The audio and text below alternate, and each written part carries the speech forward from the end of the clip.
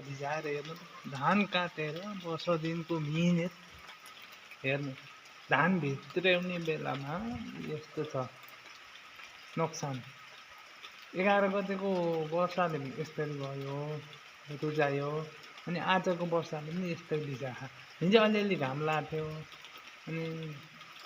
त्यो घामले अलि बेसी भयो होला भनेको त आज बिहानदेखि पानीको तरो पऱ्यो यो पाँजा सबै भिजाएर उम्रिन्छ जमरा जस्तै उम्रिन्छ जस्तो भइगयो धान खेतमै कहिले घाम लगाउने अनि त्यसपछि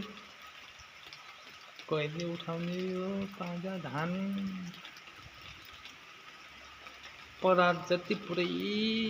टुक्रा टुक्रा हुने भयो यत्तिकै खेतमा यत्तिकै पर्ने बिचरा कति ज्याला कति लगाएर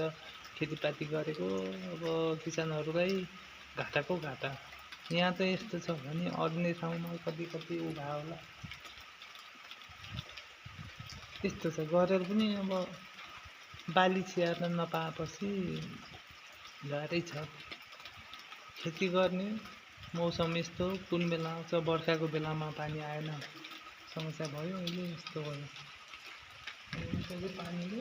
सबै नोक्सान गर्यो खतम बनायो बिचरा गर्नेलाई पनि दुःख